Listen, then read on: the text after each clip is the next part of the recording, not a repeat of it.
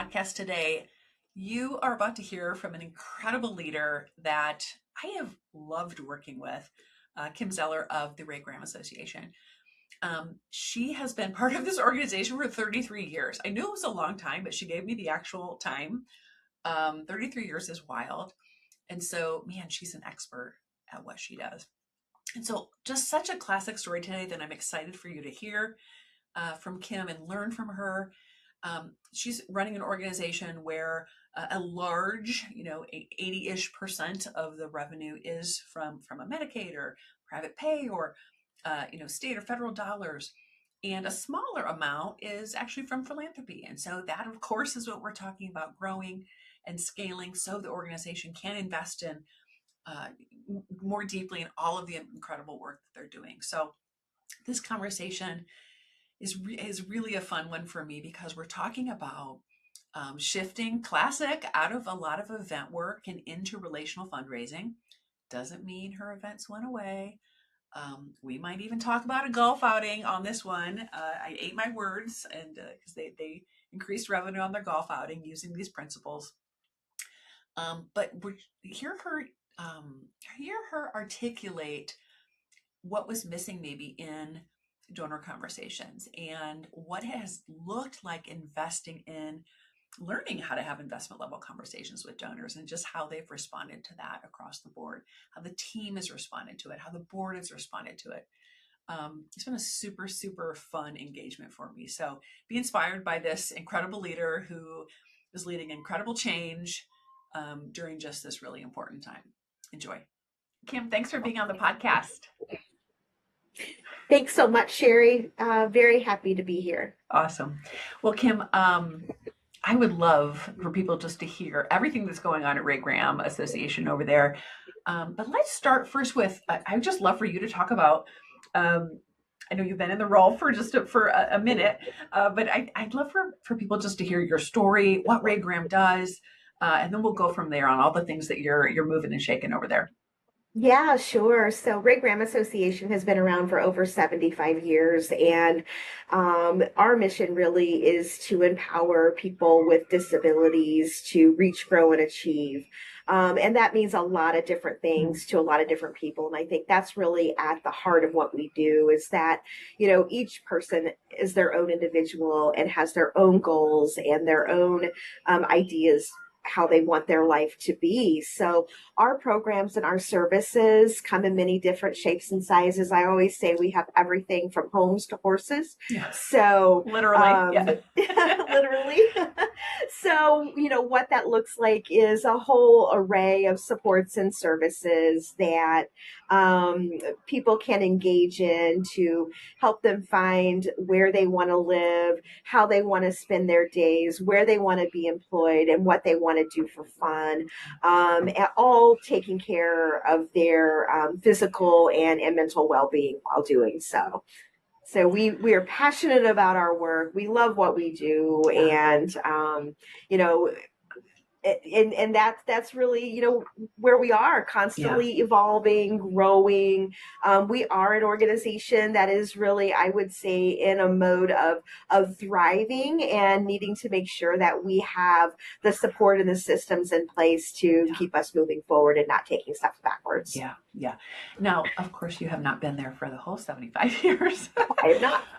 But tell me just a little bit about the journey with the organization and now as the leader, having to participate in fundraising and that sort of thing as well. Yeah. So I've been at the organization for actually almost 33 years, which really blows my mind. And I came to Ray Graham Association not long after I graduated and got my bachelor's degree, and quickly found that this organization, even 33 years ago, was very dynamic and wanted to do work that I guess, work for the right reasons and not for the easy reasons. You know, we Mm. can all take the path of least resistance and do some really good things, but this organization is really a mountain climber, and it was when I joined 33 years ago and was able to learn alongside of previous CEOs and executive leadership, and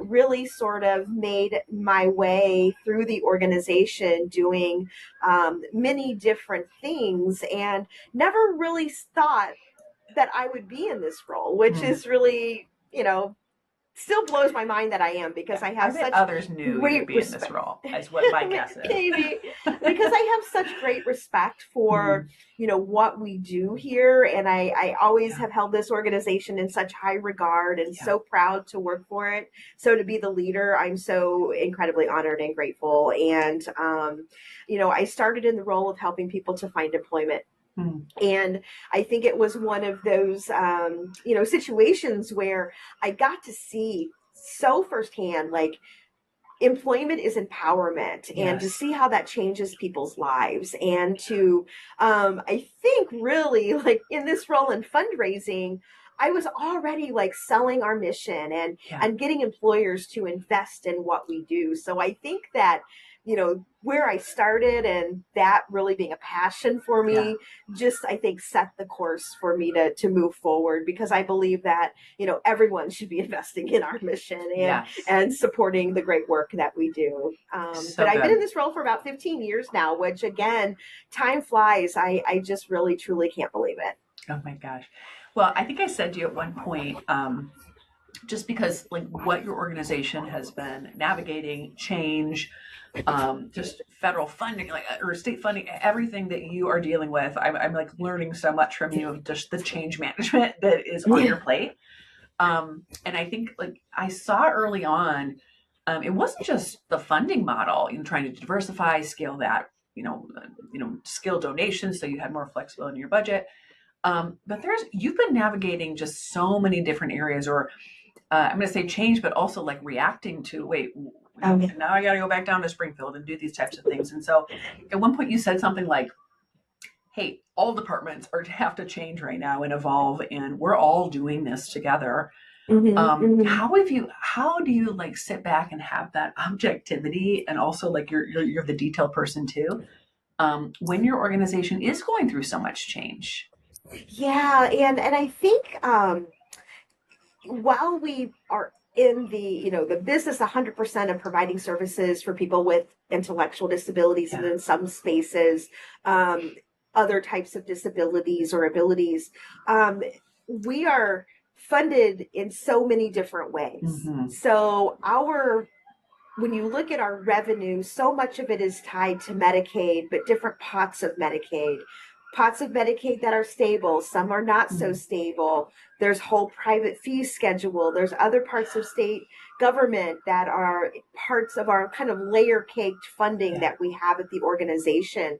And and one of the things that we have to keep a close eye on is, are we measuring outcomes? Mm-hmm. And are those outcomes, because we have our level of transparency. I always say, as a nonprofit organization, we have to do better than the Yeah. typical business next door to us. We have the risks are higher, the expectations are greater, so we have to have measurable outcomes. So we have to go through this constant cycle of kind of reinventing ourselves, because we Mm-hmm. also need to have a set of services that people want to Right. essentially purchase from us. Right. So we're trying to be contemporary in our service delivery approach, while dragging along a Mm. state or Medicaid funded system that still operates like it's back in the 1990s or 80s. Right. So we have this constant need of reinventing ourselves, and in order to gain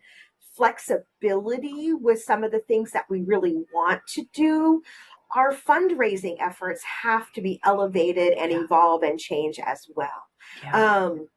So we've done a lot of restructuring. We have, in some cases, had to go back to basics and reevaluate. Do we have the right people, the right goals, the right, you know, efforts that we're putting in place to get the return on those investments. And when we started doing that, it just made sense that we have that same conversation with our development team. Mm-hmm. And, I remember when we first came together, Sherry, we had just, I think we were almost done or nearing the end of a smaller capital Yeah. campaign of about $3.2 million. And what we learned during that process is that we have really great, amazing relationships with families that are so heavily invested in our programs, sometimes very discreet programs that we Yes. offer, but not tied to the greater Ray Graham Association mission. They Yes. love what we do, but maybe only really love residential services because that's where their family member gets services. So that relationship building that we always do with our families that come to us for services, we weren't necessarily adopting those same practices when it came to our donors. And because not all of our donors are families. Sure. So many of our donors, in fact, I don't have that statistic off the top of my head right now, but many of our donors have no relationship with people who get services, but they love our mission and love our work. Yes. And what we found was that maybe we hadn't brought that relationship to the level that we really needed to have it, so that they really truly understand who we are, what we do, and how they need us. So I think that that's kind of where our paths first intersected, Sherry, was this realization that we need to focus more on relational fundraising. And you're already so good at it. Like that, you nailed it. Like watching you guys navigate just complex family relationships and just me being on the peripheral of that, like that's just natural to who you are. That's in your organization's DNA. So talk to me a little bit about that journey, like you're saying, into okay, so now we need to start looking at this with a different model, a different strategy, perhaps many conversations weighing on what did we need to stop doing so that we could start doing other more relational activities. How did that feel? Yeah, so as you know, we were an organization that really loved our events. Loved them dearly. And I always say our development team did such a good job executing an event that they made it an amazing experience for everyone and a place where we would go to celebrate our mission, but it wasn't having that same return on the investment when we really needed those, just, unrestricted revenue pots of money to do the things that we want to do. So we had to do a deep dive into how we were spending our time and what that return was. So events, I think, was that one of the first conversations that we had with you. And I think your sort of like straight talk about, listen, I know you love them. I know that you get a lot of other, benefits from them, but can we look at maintaining the event maybe, but have it not be so anchored in how you budget and how you direct your staff's time. So that was definitely a first conversation. And I think we're seeing the fruits of that labor, happening now. And that was, I think, scary for the team because it was a little like we knew what we were going to get through the event every year. And if we took the event away or we modified the event, is that same donor going to want to give to our mission, or do they like going to golf or whatever it might be? Right. So that was a really key piece for us. And then I think the other piece, Sherry, like as we dissected our folks that's in our donor database and our friends, I had this realization that even though we knew people really well and I could call them and they wanted to hear from me, the strategy of letting people in a little bit more under the hood Mhm. of like how the organization is really structured from a funding standpoint and how that funding is not just like the development goal, it's financing the entire Yes. organization. And I was really nervous the first couple of times I had those conversations, even though I knew the subject matter very well. Sure. I just hadn't really talked to a donor about that. Yeah. And I think that those two pieces for me of making sure that we are right sizing our events, which is ultimately where we have landed, and Yeah. I don't think we're where we want to be yet, but we're on that journey. So good. And then deepening those relationships by establishing more trust and more transparency, and for our donors to really see the how their Yeah. investment supports us and the why Yeah. behind it, I think has really been two great things for me personally, and I I'm think so the team glad. as well. Kim, I'm so glad you're bringing this up because I feel like just right now with a lot of organizations trying to diversify, away from whether it's Medicaid or what, any of those types of um, income streams, um, it's like we had a lot of conversations about what is the true financial need of the organization and how do we sit down and convey that to donors. And so I love you kind of articulating that a bit because you're a $30+ million organization. Maybe I'm using round numbers, 2 million of that comes from philanthropy. But donors don't necessarily know that. They see you doing things, but like they don't understand the breadth and the depth of your work and how you're funded and how they fit in. And you're the Right. perfect person to sit down and have that investment level conversation. Yeah. Yeah, I Uh, think that there's a lot of assumptions that mhm. people make about organizations like ours, where about, 75 to 80% every year our budget does come through the Medicaid system. Yeah. Um, if I were to design it, I would never design it that way today. But Next time. but that is the way long-term support Yeah. services are funded around the country. So this assumption that but you get Medicaid for that. You get government Yeah. funding for that. So why you don't really need my money that much if that much of your budget is coming Right.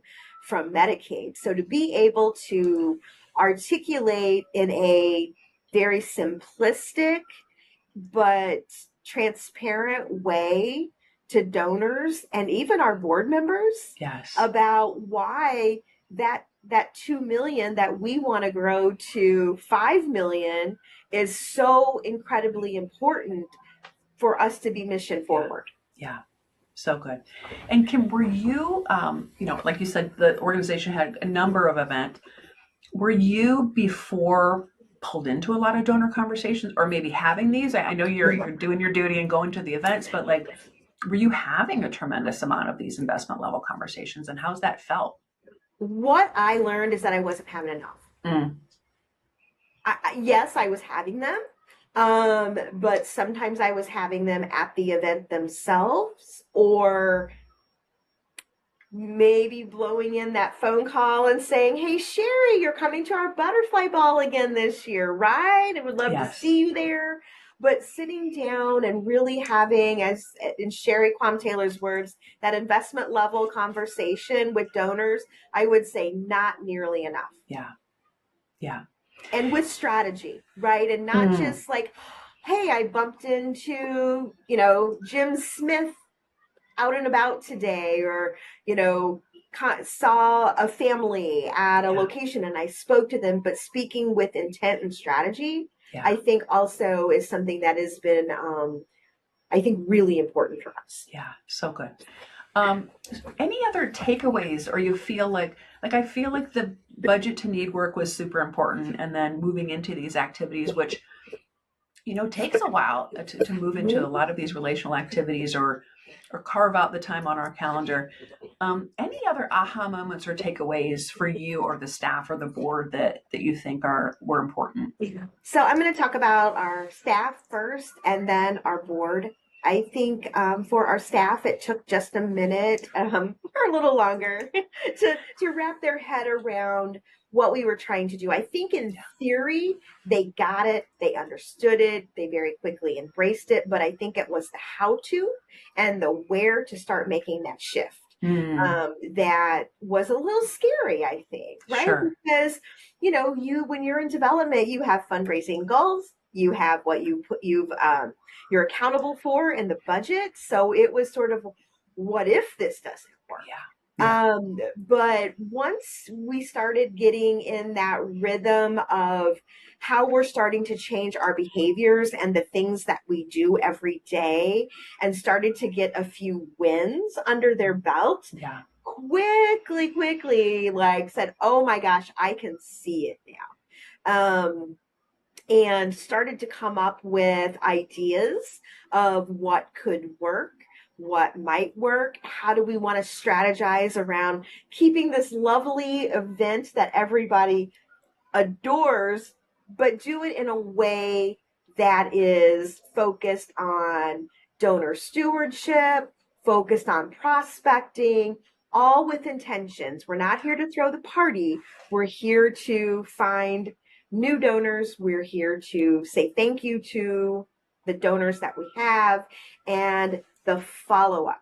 After, what do Yes. we do? What's the post activity of making sure that these donors segue from being an event donor, a transactional donor, to a relationship donor that wants to be with us for the long haul. So, Yeah. and as you know, Sherry, we had a and chief development officer who, at his point in his career, was thinking about retirement as we're starting to embark on some new strategies. Yeah. So, from a leadership standpoint, we also had a leadership transition Yeah. as we were doing this. So, what was I think incredibly helpful was that we were rebuilding our department Mm. and incorporating new strategies that aided us in our search for who we wanted on board with us Yeah. as we continue to move forward. So, the time that we spent talking about what we want in that description, what outcomes do we want for that position, how do we want to maybe, reposition some of the roles that we have, or just redefine them. Because I Yes. think we found that we have the right people in the Right. department, but maybe just not necessarily doing all of the right Yeah. things, or need to do more of certain things and less of other things. So, they're Yes. in those high payoff roles. So, um, So good. we had to, we never pressed the pause button, but we had to sometimes come up for air and say, okay, do we need to table this while we bring on new leadership and Yeah. reestablish, how we're going to be moving forward, which Yeah. I thought it would be maybe more disruptive, Sherry, but it really wasn't. I don't think that we missed a beat in what we were hoping to Yeah. accomplish there. You're doing it. So, I think Kim, you're a learner. You've shown up for every single call as the CEO of a big organization, and I think you've modeled that for your team. They are learners, mhm. um, at the heart of it. And I think I joked with you. I said I'm going to bring up a golf outing on this call, which I'm never a golf advocate, but you've proven me wrong. Right. It's like, oh wait, okay, wait, we actually, that golf outing's pretty great, and how can we lay this strategy on top of it? They're like coming up with all these ideas, and I don't know if you could share a little bit about just Sure. like the shift in laying relational principles on top of your golf outing, and like what a great success that's been here, even just this Yeah. last month. I remember some of our early conversations about golf was that the people who come to golf are they're not always connected to our mission, Yeah. that they're only going to give at the golf outing because they want to golf, and Right. if they're doing it for a good reason. And I think that we found very differently this year. So we were already starting to have those more investment level conversations with our donors, that some of them straddled golf outings. We have been onboarding new families, focusing on vendors, kind of still with that mindset, right, of building a relationship versus inviting you to, a golf outing or whatever it might be. So the team this year was always sort of building towards the golf outing because we knew that we needed to have it probably for budgetary reasons this Yeah. year and would talk about next year. What we found was those relationships that we were building all along aided us in selling out about 45 days before we closed registration without even trying, Wow. which was amazing, Incredible. incredible. We had new people immediately jump on board, when they got just like, hey, by the way, we're having a golf outing. Yeah. I think we sent out, maybe one or two social media pieces, posted it on our website, and then a couple of our board members and a couple of other just wonderful donors and partners usually help us every year. They put a shout out to their people, and the person on our end that tracks registration, she said one day as we were doing a touch base, like, I really need to jump in there and see how many registrations we have Yeah. because I feel like we've received a lot recently. And she jumps in and comes back in and says, we have 2 foursomes left, and I have 4 foursomes of people that are really close to the organization that haven't registered yet that have sent me a note. Right. Oh my So gosh. it was just sort of one of those things. Well, done and done. How Yeah. about that? And then from the logistics standpoint, we contracted out with someone to do the logistics piece. So our team was 100% Yes. focused on who was there, why they were there, Great. and now engaged in the follow-up conversations with new people that Yeah. came to the table. So, and it was all the while a great celebration of our mission, Amazing. incorporating in people who get services, the voice of people of, I'm going to level set of why you're here. I live in a Yeah. home that Ray Graham Association just opened, and let me tell you what that means to Oh me my and how you're goodness. helping me. So it just hit all the right points, Sherry. And it was the least transactional golf outing that Yeah. I have ever That's been a huge to. win. And people are like writing checks, like Yes, which is yes. huge. We had some folks in the crowd that, we usually just do hey, raise the paddle and give us some Sure. money here while you're at it today, right? We had a couple of folks come up later and say, you didn't start at a number that I would like to contribute. So can I start at can I give you a higher gift? No, Yeah. we don't want that. No, thank you. I know. Which is unheard of. I mean, really, it's unheard of. It just worked so incredibly Yeah. well. But I give the credit to our team. Yes. I give credit to you for pushing us because you had to push. Yeah. Pushing. But yeah, who would have thought that Sherry Quam Taylor would be talking about a golf outing? I know. I said I'm going to eat my words on your golf outing. Yeah, our revenue, we were 20%. That's great. More than what we expected. And you got your hours back. And yes, you're building relationships, and yes, it's a step in many donors' experience as opposed to the donor experience. And so I will gladly eat my words on that for you, Kim. We set the bar high. So yes, you did. So in relation to the board, if I could mention the board, please. We have always, I think, been blessed with having an engaged board. Yes. Engaged from the standpoint of people care about our mission. They care about making sure that we can be the best that we can be from a, business standpoint, that are, a high competency level when it comes to governance and fiduciary responsibility. all while supporting our team to do the work that we set out to do, not Yeah. involved in our day-to-day operations, very much, you know, doing what a board should be doing, Yes. but also doing exactly what we have asked them to do from Yeah. a fundraising standpoint.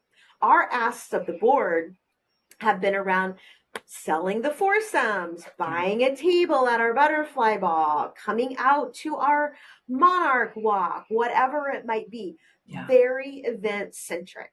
So what we have found with our board and our development committee of our board is that we've had to work with them a bit more closely to understand those tools that we talked about already, the financing plan, how the gift chart ties into the financing plan. But then when we started speaking the language of pipelining and prospecting, you started to see people's light bulbs go off, because Yeah. we do have folks that are Yes. selling something in their own business, and they're like, well, I do that every day. Right. It's natural. And it's natural. And they're like, well, that makes total and complete sense. And then we had some board members like, I don't have to sell a butterfly ball table anymore. Like, I could just bring people to lunch love with sharing. you. Yeah. And like we can just really go out to lunch a couple times and I bring somebody new to get to know the organization. Like, we're like, absolutely. So I would say we are still on that path. Sure. Of helping our board members individually identify how they're going to do it their way, while it's connected to the work that we need to get done. But it's not without want to and energy behind it. You just we had some folks that just naturally have fallen into their place of comfort, or things that they were already doing and didn't really realize that they were doing. And then we have some other folks like, they feel like they don't know anyone. It's like, but you do, but you really do. And I think bringing them along at their own pace and helping them to find, how they're going to be involved in these activities. But I think it's brought a new energy level. It's brought a new conversation. And I think that the board is embracing it. Again, learning from it, having to work through events. Like, okay, we're not putting all of our events out of business because this is my way of giving to the organization, or I have this group of people that I bring every year. And that's, so we've had to have all the conversations, and we're working through it. It's good. It's good. You do have an incredible board. I feel like they were also learners. I'm just like pausing here a moment, and I just remember that workshop of, tell us what to do. But sure, we'll make that shift, and they really have. I think they trust you as well, really leading this, and that's been fun to see as well. Yeah. Kim, thank you for your time today, and thank you. If people wanted to reach out to you for any reason, maybe give donations to you, just like the golf outing, what's the best way for them to find you? Yeah, I mean, definitely can shoot me an email. It's super simple. KimZ at raygram.org. Our website is also raygram.org. You can just jump on there. And our phone numbers to Direct Connect are also there as well. Awesome. So awesome. Would love to hear from anyone. As you said, we're learning, and happy to share stories with other people. And if anyone, again, wants to learn more about how they can invest in the amazing work that we do, thank you. We would love to talk. So good, so good. And then also you're on LinkedIn, because you're building that thought leadership on LinkedIn. So people can connect with you on LinkedIn. Thank you for mentioning that. How dare I not mention LinkedIn? I have to mention LinkedIn. I'm gonna link your LinkedIn. Thank you, thank you. But that's been a part of our work together. You're encouraging us to have a greater presence, encouraging me to have a greater presence, and to share some thought leadership pieces. So 100%. Obviously, I still need to jot that down on my list of things to do every day. You're a good follow. I love it. And I say, because your work is so wide ranging, it's like I can't keep up with you. It's like we need to know the breadth of work that you're doing. Like there is so much that goes into this. You know, even us having a conversation about insurance the other day, I was like, wait, what? There's so Right. it's so complex, and so Yeah. I just want people to really understand just the work that goes into serving these incredible people that you're serving, and that your mission is really worthy of investing in. So thanks so much for Well, your time thank you for today. saying that, Sherry. You work with a lot of organizations, so coming from you, it means a lot. Thank you. Thanks, Kim.